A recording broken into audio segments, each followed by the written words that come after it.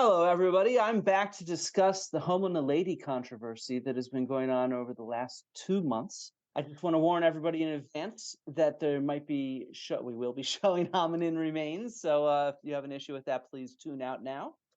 So millions have seen the Netflix series that came out a few weeks ago, Unknown Cave of Bones.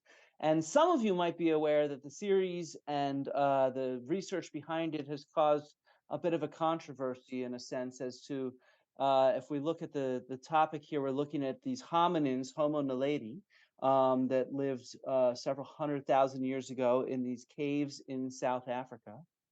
And several of the skeletal remains have been published back in 2015 by Lieberger and his team, presenting this new species of early hominin or early human. And just recently, 2 months ago, published were these preprints in eLife about Homo naledi making engravings or art, burying their dead, and then about what that means for the cognition of these species.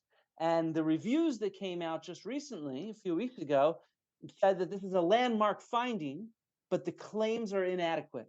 And that has created a huge controversy. And so I am here today with Professor Jamie Hodgkins from the University of Colorado at Denver, who was actually one of these reviewers, reviewer number one on the burial paper, to discuss this, and with Professor George Leader at the College of New Jersey, who has directed projects and studied Paleolithic remains in South Africa, fairly near to where these finds were, to get a bit of context. So, hi, Jamie. I just wanted to ask you first off, you chose to not be an anonymous reviewer with the reviews coming out, and I'm just wondering if you're enjoying the publicity.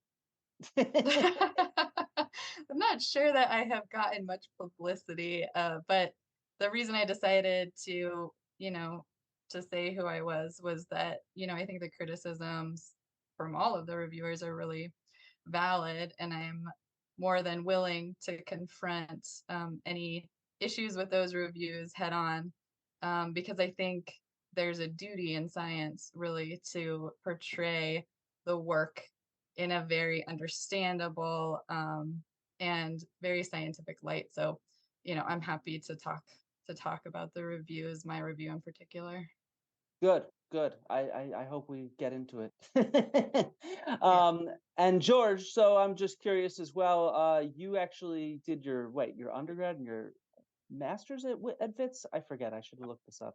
I did my graduate work at Oh, you did Wits. your master's and your PhD. So you're familiar very much with the academic stuff down there and the Sure, context. yeah. I've spent a lot of time in the cradle of humankind, working in various cave systems there and throughout southern Africa on Paleolithic archaeology. So I'm pretty familiar with what's going on down there. And I have also think that we do have a responsibility to be as accurate as we can on the front end of all scientific discoveries and claims, rather than walking things back. And I think that's why it's important to have these conversations. So Good. thank you for having us. Yeah, of course. It's good to have other people on as well. So I'm not just a talking head. But so what I want to do is I think the key goal here is to express how archaeology approaches its claims, right? So in many ways, archaeology is an empirical science. So we go and we excavate and we discover something new and we describe it and we try to make some claims, conclusions based off of what we find. And so that's what I think is very much at the center of this controversy, is how do we make conclusions from these kind of empirical claims. And so I thought we could briefly walk through a few, but we'll focus on the burials since Jamie was a reviewer there and can bring some insight in particular. But I do hope we'll walk through some of these various claims and each of you can bring up whatever comes to mind in a sense. And let me go back to sharing my screen really quickly. So I really want to focus on, especially since what we do is an empirical science, what that means is we find something and we want to try to understand how it got there. But the problem is there could be multiple explanations for that. And archaeologists call this equifinality, where there's potentially multiple effects that can have the same kind of results, right? There are multiple things. And so when you think about it like a group of bones, in a single place that archaeologists have found in the sediment. There could be multiple explanations for why they are there. They could be buried, they could be washed in, they could be abandoned, et cetera, et cetera, et cetera. And so I sort of thought we could walk through these, hopefully in increasing difficulty and detail, each of these different claims. And so I thought first off, we could start with the idea of fire. In the Netflix documentary and in an earlier talk, Lee Berger and his colleagues have argued that there was fire inside the cave that they've excavated. On the other hand, they haven't published it, so the details are difficult for us to get at. And so I was curious, from what both of you have seen in these talks or Netflix, what you thought about the evidence for fire and what the different explanations might be for it. George, I know you emailed me about this, so do you want to go first? Sure. Yeah, I'll take it. Well, the thing, and we'll get into some of the other claims that the team made, but the thing with the fire, particularly for me, is that these lines of evidence all come together to create this narrative that they've put together for Naledi, both in the burials and the engravings and being in the cave. And one of the things that they have been very vocal about is access to the cave, as far as who was in the cave after Naledi might have been in there, and possibly, as they claim in at least the film, producing fire in there to move about it. It's problematic in the sense that they have not done the very first thing that all archaeologists would do, which would be to radiocarbon date that and then publish those results immediately. That would be step one. If those dates in any way come out as young, meaning post Naledi or pre-miners in the 1800s or the early 1900s in those cave systems, then the engravings can possibly fall apart, and some of the other kind of ideas about movement throughout the cave and those systems. So if they, in the lecture that Lee gave in, I think, December of last year, he showed pictures of about 4 or 5, maybe 6 small, what looked like hearth features. Some were surface level, and some had some sediments on top, or at maybe a slightly deeper level. But you would have taken immediately multiple samples from each of those and run all of those samples very quickly to determine their age. If, however, none of those radiocarbon dates work, then that might indicate that they are in fact too old, and demonstrate that Naledi was perhaps bringing fire down there. As it stands, they have not done that. And let me just be clear about, I don't have an issue with a small-brained hominid doing any of these behaviors. I really don't. Even burial, as controversial as that might be, engravings, as controversial as that might be, fire, whatever it is, I don't. But what I do think is we need to step back and demonstrate it. And the fire is step one for disproving individuals in the cave in possibly historic or early sapiens in the cave at any one time. So Yeah. So yeah. just to clarify, in a sense, radiocarbon dating only goes back so far. How far does that go back? Depends how good the sample is. Some radiocarbon dates have gone back as far as 75 or 100,000 years. Really good samples, but Naledi was there 200,000 years ago. So if you got a radiocarbon date back on this carbonized material, then that would suggest that it's not Homo naledi that created the fire. And so, in a sense, one of the alternative explanations to Naledi using this fire is that it's humans, modern Homo sapiens, that are using fire, right, in this cave. right. Yeah, so I think that that's important. Do you have anything you'd like to add, Jamie? No, I mean, I agree with everything that was just said. I think one of the issues we've seen discussed a lot with the release of the documentary and the preprints is the idea that this team feels that that it's their duty to present these thoughts to the public before, they have the scientific results back. And so they've been quite happy to go forward with this idea that Homo naledi was using fire without first getting radiocarbon dates, because somehow that is supposed to be open science. But I think what people need to understand is that that's just an assumption. It's the same as me saying, I think that this thing lying on the ground is 100 years old. And just, I mean, do I have a duty to like just say that to you? No, it's just a thought in my head, right? It hasn't been tested in any way. And this is the exact same thing. Yeah, I mean, to me, it really goes back to that equifinality. I mean, when I'm doing my own research, for example, into animal remains, I downloaded at some point image of manganese staining, because there have been other cave sites in the Paleolithic where people have claimed fire that is manganese staining. I don't really think that that's the case with these, but it's something, since they do mention manganese staining on bones in the Dinaledi chamber, it's something that I would like them to at least exclude somewhere. But I doubt they've made that mistake. But the idea is to think about all the different potential hypotheses and then exclude them till you can get down to the one that is Homo naledi might have been making this or not, right? So yeah, let's move on to number 2. Again, one that none of us are necessarily experts in, but the engravings. And I think what are the different possible explanations for these engravings besides Homo naledi making them? Which of you wants to go first on this? Jamie, you want to go first?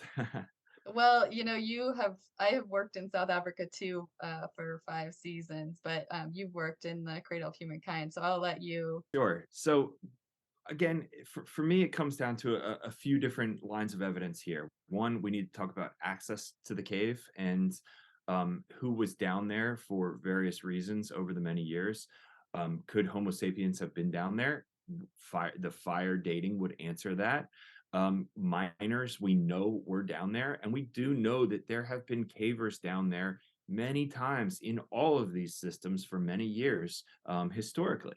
So I am not an expert on the engravings themselves, so I cannot really speak to as if these are anthropomorphic. I will say that many people have been discussing the fact that dolomitic limestone throughout the cave systems, in these karst cave systems in the cradle of humankind, have these what appear to be kind of symmetrical weathering patterns as they continue to weather in the caves.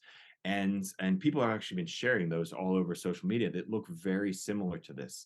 Now, I understand that these are unique in kind of their depth and the way they're presented, but for me, it comes down to, one, the access to the cave and demonstrating undeniably that there are no other patterned walls like this in this cave system. And they haven't shown various other walls of this particular cave system as a comparative tool. That would be something that I would like to see, and I know that many of the other people who are discussing this would like to see as well. Again, building the many papers together and supporting one another in that evidence, it kind of falls apart. Now, again, that doesn't mean it's not possible that these are engravings. It's just linking them to Naledi without any dates on them, and dating these types of things is very difficult if you don't have a stalactite or any mineralization or crystal growth of any kind over them. It's nearly impossible. Yeah. But again, it to link that to Naledi without the additional supportive dating evidence and access evidence it's really kind of an irresponsible way of approaching this scientific claim. Yeah, and I would just add, we use the comparative method a lot in anthropology and archaeology, and so what George was just saying, not only would I want to see the a comparison to the rest of the cave walls, which, by the way, you can see pretty well in the documentary, and you can see that there are hashings throughout the cave system, but also to the outside geology, right? In fact, to the right here, this is some natural hashing in these caves that comes from one of the Berger's talks last year. Sorry. Yeah. Yeah. Yeah, I mean, so there is very well-known geological structure throughout the cradle of humankind. I'm probably going to say it wrong, but it's a 2.6 billion year old elephant skin Malmani dolomite, and it that is how it weathers, right? And so even if you're just walking around the cradle and you're looking at rocks on the surface, you get that kind of, that kind of patterning. So I also don't have a problem with this assertion that an earlier hominin could have modified cave walls, but it absolutely has to be demonstrated, and it has to be demonstrated convincingly using a comparison to what is around the rest of the cave and outside the cave. It has to be demonstrated through detailed geological analysis. And it has to be demonstrated also through experimental archaeology, which is a whole, way of trying to test things that happened in the past. You try and replicate those things in the future to see what would it take, what kind of tool would you need, what would it look like. I mean, there are many archaeologists that embed that within their published studies. Yeah, okay. I mean, I think that from both of you, this makes a lot of sense. Let's go back to the image really quickly, in the sense that yes, Homo naledi creating these is one possible explanation, but another is, of course, that they are natural, and there needs to be a clear comparison that documents these are made in a non-natural way, and hopefully some way of coming up with dates, because we know that humans were in this cave over the last 100 years, and certainly humans make marks in caves. Yeah, I would just add that in all of the caves that I've been in the cradle of humankind, there's modern graffiti, scratches in the walls, people carving their names in the walls from the early 1900s. Bob was here, that kind of thing, and there's also just scratch marks. People scratching in there. So, and again, I'm not saying that is necessarily what this is, but you need to kind of rule out those additional kind of variables. Yeah. Okay. Let's move on to our number 3 then. A tool-shaped rock. So this was presented in the burial paper. It was in a CT scan of one of these possible burials, and it was also presented in the TV show. This rock that was found near the articulated hand of a Homo naledi, though in the documentary they say in the hand, but in the paper it's nearby. So I guess we should start with George again. Sorry, Jamie, we're gonna get to you since you reviewed this. This is gonna be really interesting. But I'm just curious, since George is a stone tool expert. I might be named after stone tools, but I'm not a stone tool expert. So George, does this look like stone tools from within the area to you? Is this actually a tool-shaped rock? Yeah, unfortunately, this is pretty ambiguous evidence. One, let's go back and remember that this is from still in a block of sediments. This, what we're looking at here, is the CT scanned imagery of that tool that's still in there. The arrows that you're pointing at, they say striations visible in both faces. Well, it's interesting to me, striations, how they particularly formed on that interior curvature of the of that stone tool, I don't understand. I'm also not seeing the classic signs of a flake that was removed from a core, a bulb of percussion, a striking platform, that type of thing that we always look for. It is in this context, for me to say that is a stone tool, it is not the case. Again, here's where it's tough. Could it have been? Sure, it could. But there is a small chance that could have been a natural stone that was brought and used. But what you haven't done is ruled that possibility out, that it's just a natural stone that has ended up in this deposit in the cave, or even a piece of the cave ceiling or wall that has fallen off and ended up there. Striations like that are very interesting. They're not notches. It's not a scraper. I've never really seen scraper edges on that kind of in an interior curvature like that, and it doesn't have the classic properties of a stone tool. Would it have been a good carving tool? It might have been, but we don't know what the raw material is. So it might have been, too grainy or too soft a material. If it was a piece of the dolomitic limestone from the cave system itself, it wouldn't have been great to use the same raw material on the cave wall as your tool is. So there's a lot of, again, questionable things here that don't really build to making that claim. Okay, That's the issues I have with it. that makes sense. Jamie, what did you think about this when you first read about it, reviewing the paper? Yeah, I mean, I am not a stone tool specialist. I'm also a taphonomist and a faunal analyst. But I I thought the same thing. This has not been excavated. It's still inside of the sediment. So really all that they know is that this thing is a different density than what's around it. And then they got that image, but that really doesn't tell us anything. It doesn't, again, tell us what it's made from. You would ideally need something that's like tougher than the rock surface to actually sort of engrave in it. It's also a total assumption that that would have been used to make engravings, by the way. There's actually no one-to-one correlation there. Um, and it doesn't have any of the classic signs of a stone tool, as George was saying. So usually you're napping a stone tool, right? You have a nodule and you're hitting it and you get those bulb of percussions, you get evidence of flaking off of something else, and none of that is there. Yeah, no, that makes sense as well.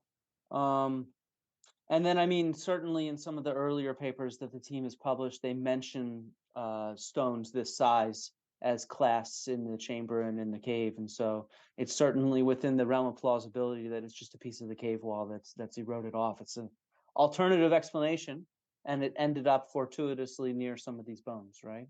Um, which happens after all in archaeological sites. Now, Jamie, you get to switch up to going first. So let's look into this first burial. So I did a in-depth review. So I'm going to step aside. I want to hear what Jamie's thoughts are on this first burial and the different explanations there might be for why there's an accumulation of bone here, or there are methods to prove it as a burial. There was just so first of all, I think we have to go get at hypothesis testing. So generally, and this has picked up a lot of chatter, right? Generally, when scientists test hypothesis, you start with the null hypothesis, right? Which in this case would be that these bodies were covered naturally inside of the cave. And then that allows you the ability to either support or reject that hypothesis. So if you were to find evidence of other ways in which sediment is infilling within this cave, which we know that it is, right? Because there's sediment inside of the cave and somehow it got there. And in fact, there's a really good paper written by this same team, Robbins et al. 2021, Lee Berger's the last author. It's very detailed, and there have been other publications by Dirks and other people where they do show how sediment has infilled within this cave, and they've shown sediment like sediment drains. So the sediment comes in and then it drains down cracks and fissures that are occurring within the cave, and that all causes movement, right, of the sediment. So instead of setting this paper up with a null hypothesis, um, the team just sets out to say these are burials, and these are burials, they're burials because, but there's no way, they don't actually test it and they don't seek to support or reject it. And so in essence, that's just not science. That's just stating an opinion and then showing things that are convenient that might help you convince people that you're right, right? That burial in particular, some of the things that are really problematic about it is it's very, very tiny. In fact, it's about the size of a domesticated cat bed. Like if you go to to PetSmart and you bought a domesticated cat's bed, that is the same size in centimeters as that burial. And we're in the skeleton inside the burial, the ones that they can see, because it's not fully excavated, it's only the bones at the surface they can see, are described as adults. And Homo naledi, an adult, would have been somewhere around 4'7", 4'8", maybe 5'2". That's a big body to try and fit into a little domestic cat-sized burial pit. So that was really problematic for me. It was also problematic for me that they do this kind of mineralogical testing, but they can see that there's differences in the sediment surrounding the bones, which sort of makes sense because as bones deteriorate, they change the signature. But it was different from the sediment surrounding it. And there's no indication of backfill, right? Like when you dig a burial pit, you have to backfill it with something. There was no explanation of what could have backfilled that pit. A lot of the bones are actually not at all in anatomical position, and there's actually bones from several individuals in there. So it's really kind of a jumble of bones, which is really not typical of what you would find in an intentional burial. I have in fact published a really high impact paper on a burial, by the way, so it's something that I have done before and I am aware of how you do it.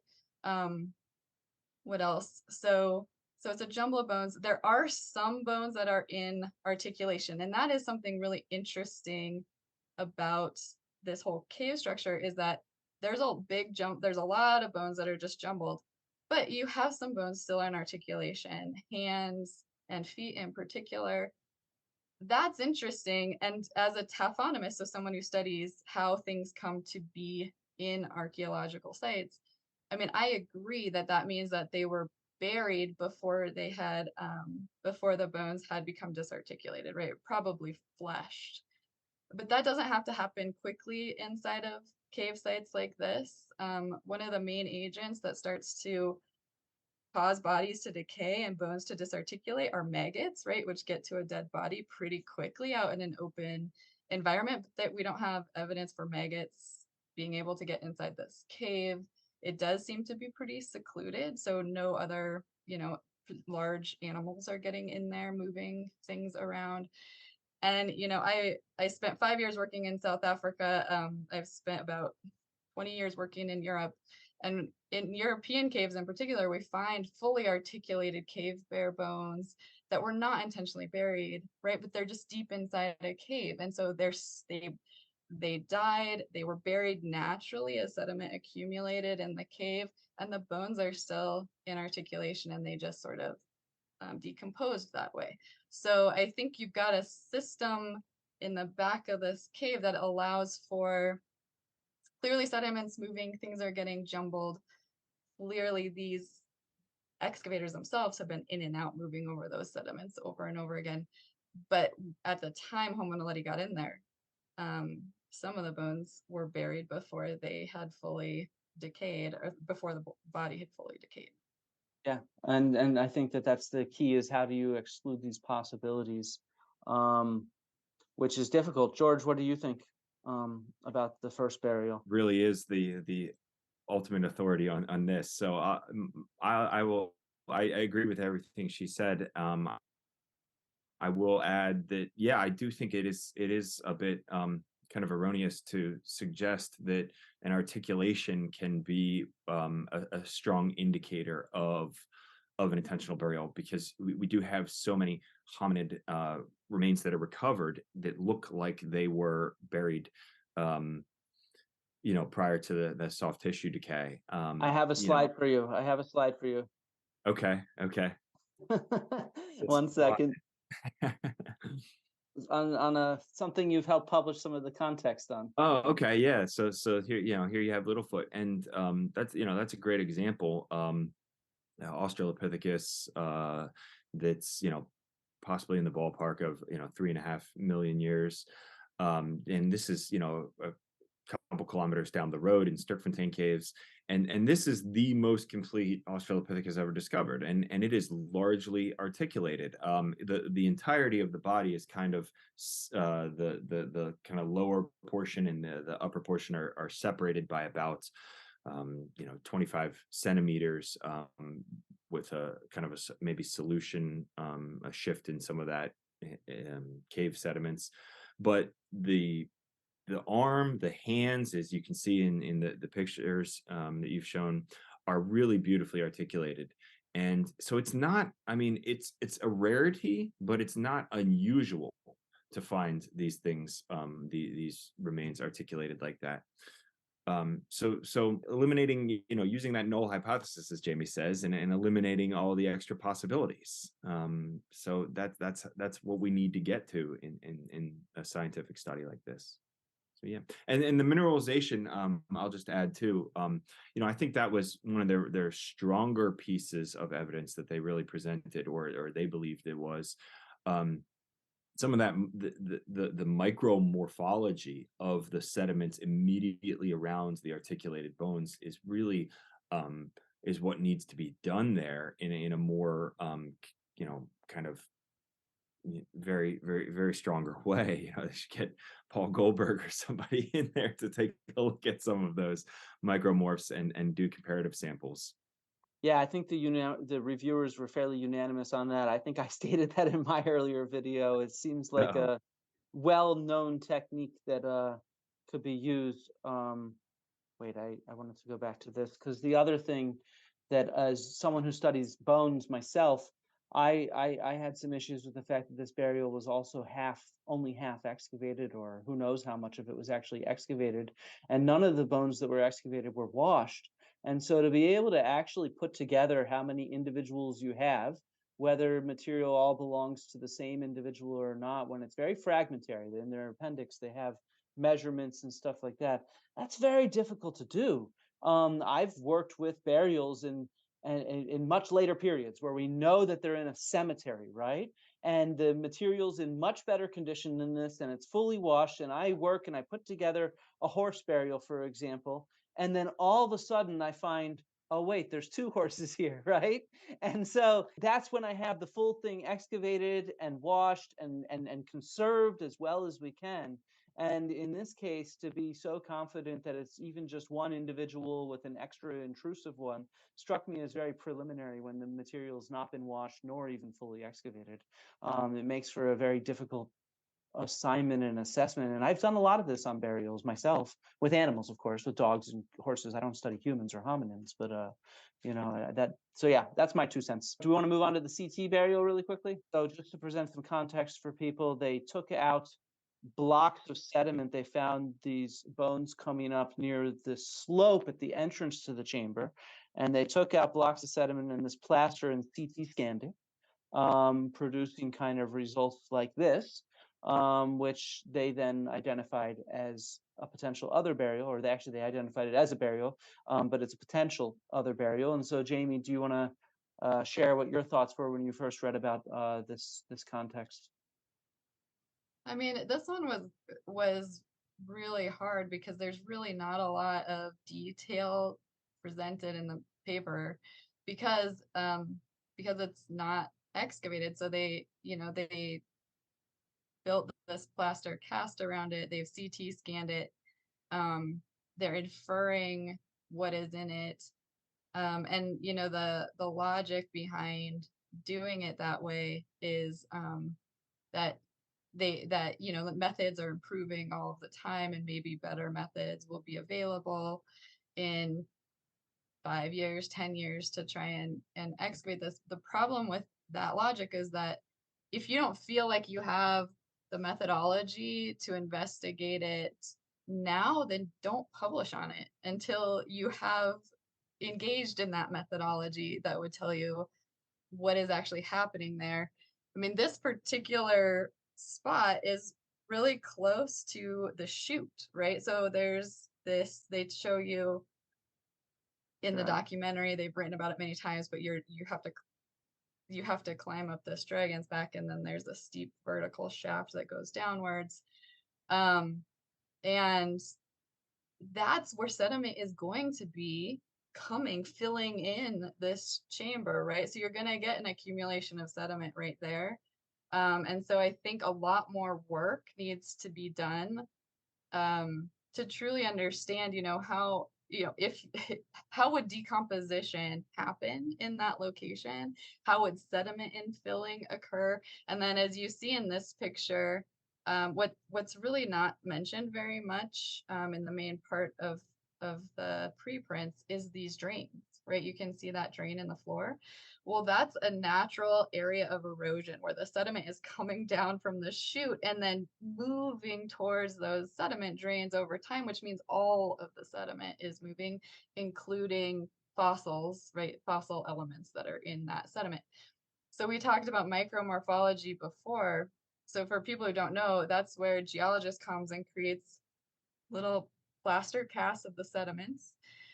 They turn it into plastic, right? They impregnate it with plastic. They can look at it under a microscope, and you can actually see how fine grains have been moving throughout the cave. So if there's been movement in a direction, you can see as the grains, as they're sort of turning, moving, you can see the components of the sediments. All of that is really critical to understanding how the material got into the cave and how it was buried and deposited, and none of that was done. And especially they already have the plaster cast of the sediments, so you think it would be a no-brainer to go do that. Yeah. Yeah. George, did you have anything you wanted to add about the CT scan context? Well, I actually, you know, I sort of have to say that I applaud the team in their novel approach to not excavating it. Part of me, when I first read that, thought, okay, well, rather than plastering it and taking it out, why didn't you maybe leave it in the ground until you had different methodologies that would be a little bit better to excavate? But I understand what they're trying to do with utilizing new technologies and new techniques in taking that plastic cast to the CT scanner and going about it that way. Again, the articulation of a singular maybe a singular individual doesn't indicate necessarily a burial. If it had been a really cool fossil of like a Parapapio or something like that you were taking out in a single bunch of sediment, you wouldn't say that this was a burial, right? You wouldn't say that this extinct baboon had been burying just because you found the entirety of the skeletal remains. You know, one of the other things that Jamie brought up is the chute and the accumulation of fossils at the base of that chute. And, you know, we didn't really touch on it too much, but we did talk about access to the cave. Some of these cave systems take years and years and years to understand the full geomorphic processes of the openings and closings of different, time periods to these cave systems. So basically, you can have old entrances to these caves that are no longer there for people who might not be familiar with that close up over time, and new ones that open back up. And you know, I think it was maybe Marina Elliott's paper a few years ago that said that they didn't find any other openings. But you know, just to use an example from other cave systems like Swakrans and Sturkfontein down the road, it has taken, after 50 or 80 years of you know, geologists working in these caves, they still find new areas where there were new openings and new chambers and things of that nature. Whereas, you know, kind of it's been suggested, you know, I don't think suggested, but that we understand how this cave completely was formed with only 10 years of working on it. And you know, even they had published this, you know, when they first found the Dinaledi material, you know, 10 years ago. So I think that needs more work as well. The thought that everything got down through the chute, and maybe that's correct again, but I'm not entirely sure. Jamie might have, do you have anything to add on that? Well, really quickly, I wanted to show this paper for everybody that this Jesse Robbins paper that Jamie brought up earlier, where they actually do suggest, and Lee Berger is an author here, as is Paul Dirks, where they suggest that the access has changed. So entry from the Dragon's Back chamber into the Dinaledi subsystem at the time of Homo naledi may have also been different. So Dirks et al. Described the Dragon's Back, that part you climb up to get down to the chute that we saw on the show, describes the Dragon's Back as a loose block that dislodged from the roof along a discontinuity at the base of a chert horizon. The block fell by about 60 centimeters and rotated about 10 degrees before it lodged against the pinnacle at the base of the dragon's back. And so, put more simply, before the dragon's back block fell, access into the Dinaledi chamber may have been more direct, i.e., by walking below the dragon's back block and entering the fracture system behind it. The important question, therefore, is when the dragon's back block fell relative to the age of the Homo naledi fossils in the Dinaledi chamber. And so what this paper is suggesting is that, heck, you might have just been able to walk right through here because it depends on when this huge block fell. And they even discuss how the falling of that huge block might have led to that accumulation of soil and sediment at the entrance to the Dinaledi chamber where the CT scan block was taken. And so, yeah, I think that that's a very important question, is kind of access. How has it changed? I think in the documentary, they mentioned that the original entrance that they thought Homo naledi used had since been blocked, right? And so, yeah, they're still working on that. And I think there's a lot that needs to be done. Sorry, Jamie, didn't want to steal any thunder. No, I think that's so great that you brought that up. And if you go back to that last slide, it's really significant because in the Robbins et al. Paper, they actually think that this post-box chamber, which opens to the surface, was probably the route by which both sediment and Homo naledi would have gotten into the cave. It's a much more direct route. You don't have to go through the Superman's crawl, which is this teeny tiny little narrow space. Again, the dragon's back was still attached to the ceiling. And so you did have to go over a barrier in the sediment that's pictured here, but it's a much shorter barrier. And then you basically could have just walked from there. So it's a really different scenario, and it's not a scenario I see being discussed much when this is being presented to the public. Mostly you get this very complex route where you go through the main entrance they're in now. You go through this Superman's crawl where you have to be super tiny and skinny to get in it. And I think this is all really important because, number one, caves are dynamic systems. They're changing all the time. And we're talking here about 250, 300 plus thousand years of time for this cave system to have had many, many changes in terms of sediment getting in, water, and all of that. And, it's been sort of presented as, it's not often presented that Homo naledi would have had a different set of conditions, but of course they would have. The cave has really changed a lot.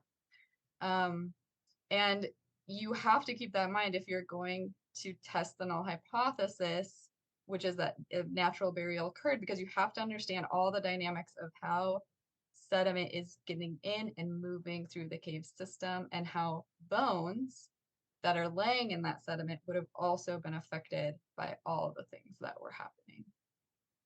Yeah, I think that makes a lot of sense. The last little bit of evidence to discuss or hypotheses to discuss and this relates to everything we've just been talking about, which is funerary caching. Let me share am I sharing my screen? No, sorry. Where this was the original idea that was published back in 2015. And what I've noticed is while everybody's hyper-focused on, is this a cut and a fill-in burial, one of the things that seems to be missing out is this topic of funerary caching. Were they bringing their dead even into the cave?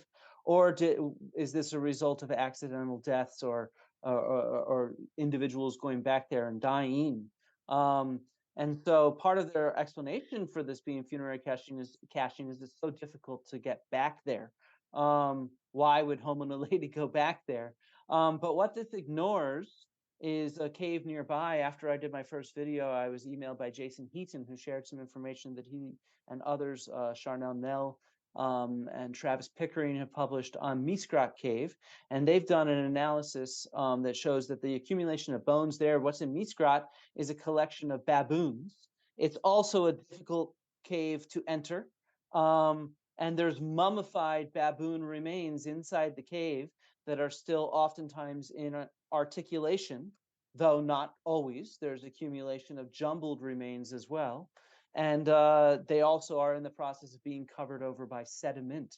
And so these are a parallel of a sleeping chamber for a different primate right nearby in the cradle of humankind, where there's these baboons. Some of them are articulated, some of them are not. It actually is fairly similar as a potential parallel for this find, and therefore I think needs to be excluded as a possibility if we're going to talk about ritual or funerary behavior by Homo naledi. Did either of you two have anything to add on baboons? I think there's even a baboon tooth in there. in Dinaledi, I mean. I think that's that is what we talk about when we talk about comparative archaeology, is looking for other sites that are similar. So that's great. And I think, you said that this was a baboon sleeping den. So they're using this cave regularly, and that's what we find all over the world, is that when you have animals that are regularly using cave sites, they also regularly die in cave sites. And depending on how accessible that cave site is to other animals, they may be fully preserved. There's amazing sites in Israel where you have fully preserved hyena, the cave hyena skeletons, because they were using the cave sites. You've got caves in multiple areas of the world. We have fully preserved wolf skeletons, right? I talked about cave bears because my team found an entire family of cave bears that died during hibernation, all curled up together. Really kind of sad, sad find, but completely articulated. So maybe what's more interesting, maybe the more interesting thing to say is that Homo naledi might have been regularly using a cave site. So you're getting at a little bit maybe of behavior. But these are the types of analogies, these are the types of comparisons that need to be. All right, shall we rush on to the presentation of everything to the public to sort of end? Because I think that that's a key thing, is that there's all these other possibilities for the evidence that's been presented that seem somewhat valid and need to be tested more thoroughly. But the controversy, of course, is largely over how this has been presented to the public and the eLife publishing model. So I don't know, sort of as a reviewer, Jamie, what did you think about the reviewing experience and how that related to the publicization of the finds? I was really taken back by it because I was asked to review, and then shortly after being asked to review, I was sent an email saying, just so you know, there will be a press release for this on June 5th. And that was before, our reviews were due by May, the end of May. So this was before, right, the authors would have been able to really see any of the reviews. And I almost refused to review because my thought process was that means their own narrative, the narrative that's just in their heads, right, untested, unchecked, is what's going to be portrayed to the public as if really it has been checked, as if it's fact. And I think that's exactly what happened. So I would say I absolutely do not like the idea that a press release is coming out with preprints. I'm not sure how I feel about preprints. Preprints is this idea that you get your papers out there immediately before the review process. And I can see where that might be beneficial in some ways, but in other ways, it's really just, I'm not sure students or the public really understand the difference. And then to create a press release from that is really, I think, very, very problematic, because once a public narrative is out there, it's really hard to check it, right? It's really hard to combat it. I mean, and I really feel like this is what politicians have been doing for a long time. You say what you want to say, and you know that when the fact checkers come out, people just won't pay attention. I do think it's good that the reviews are public. I think that's fine. I think that's a good way for people to see how science is done. So I don't have a problem with necessarily a paper being posted, but I think the reviews need to be posted at the exact same time. And I think, a press release probably absolutely should never come out before reviews are out, because it's really just giving your opinion. Like, here's my opinion to the world, right? And the public certainly doesn't take it that way. The documentary is a whole other thing. Wait a second, we'll get to that. Yeah. But no, I agree. It sort of is like thumbing your nose at the collaboration that we think of as scientific publication, right? It's saying the reviewers don't matter. It's just what I think. Yeah, George, did you want to add to any of this? No, I mean we can move on. I agree with everything Jamie said there. She would actually reviewed the paper. The difficult part is that then a number of scientists take it upon ourselves to discuss it in a more informal in a situation like this.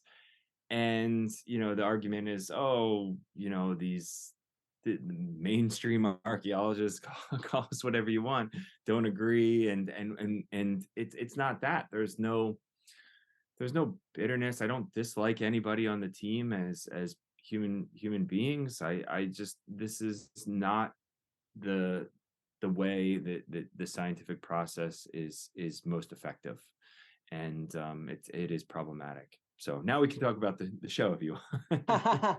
Yeah, so one of the things that that really struck me while watching the show was how it looked, and correct me if I'm wrong, but it looked like Lee was the one that discovered the engravings when he went down there.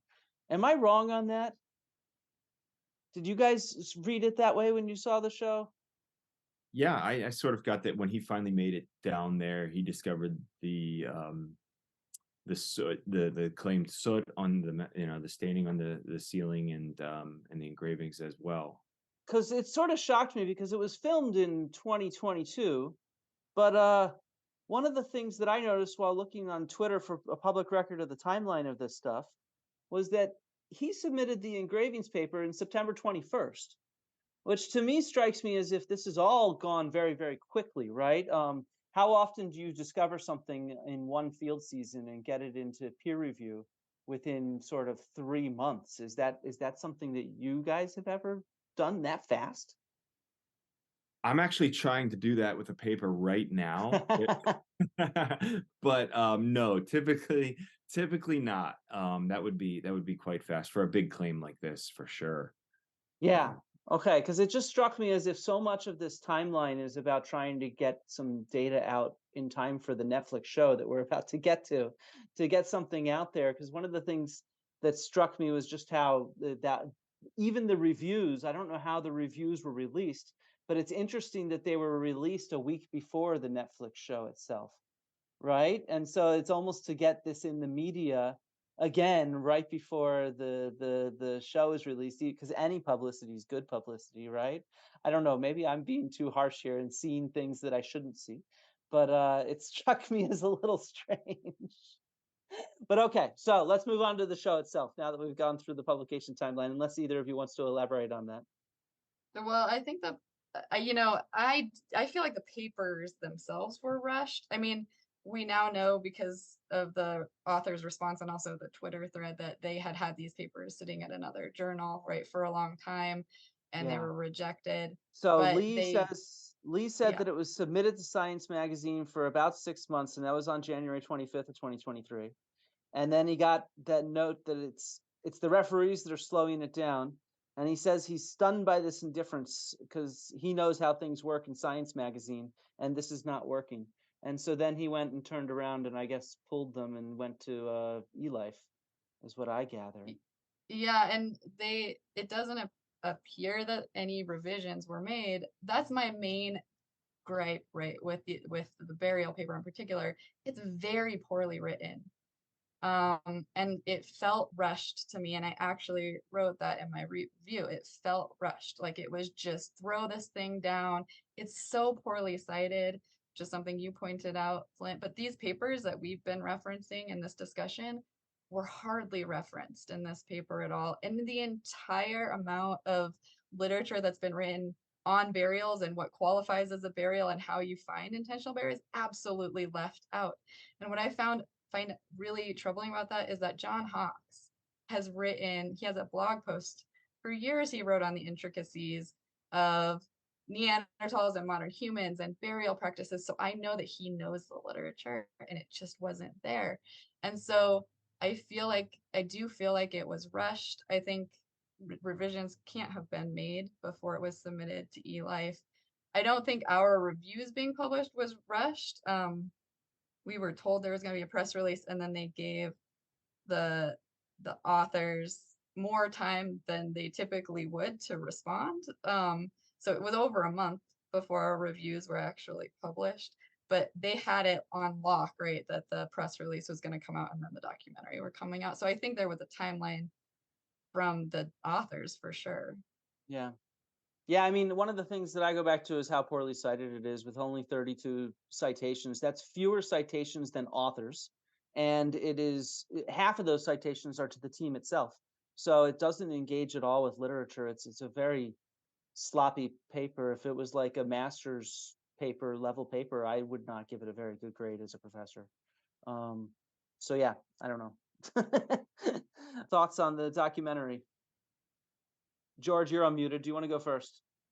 Sure. I mean, just really quickly, first of all, I give media like that and films like that a little bit more leeway than I would with the scientific paper. I can excuse a few more things that that make it exciting and kind of fun for viewers, and I appreciate that in the sense that it gets a wider audience excited about archaeology and human evolution and all that. But that said, there's a lot of issues with some of the animations that almost present the lady as this kind of alien like being. Yeah, there you go. Um, you know, a reconstruction of a hominid is a very difficult thing. Reconstruction of facial reconstruction of anatomically modern human has proven time and time again to be not entirely accurate. But how they're presented there is a little bit dramatic for me. Jamie, Yeah, I was really disturbed by that actually. It was just unnecessary to describe them as being alien like, because I think, when we're talking about the media now, we know that there's this whole faction of ancient aliens, and I really felt like the music, the reconstructions was calling to that, was sort of giving space for that. And, to me, these were living, breathing individuals. They're not Homo sapiens, but they're on the human lineage, and they just more respect is deserved. And I really felt like that was not well played.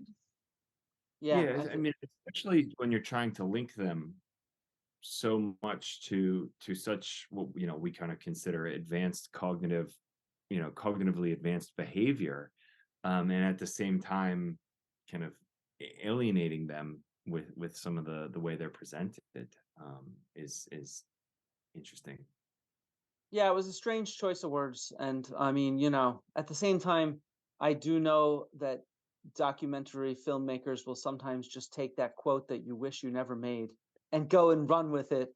And so, to a certain degree, I'm willing to give them the benefit of the doubt on that, because it is a weird choice quote. And I could imagine that they're, after all, their goal in many ways, of their scientific goal is to show how similar they are to modern humans in some ways, with engravings and fire and burial and whatnot. So it seems like a weird slip of phrase.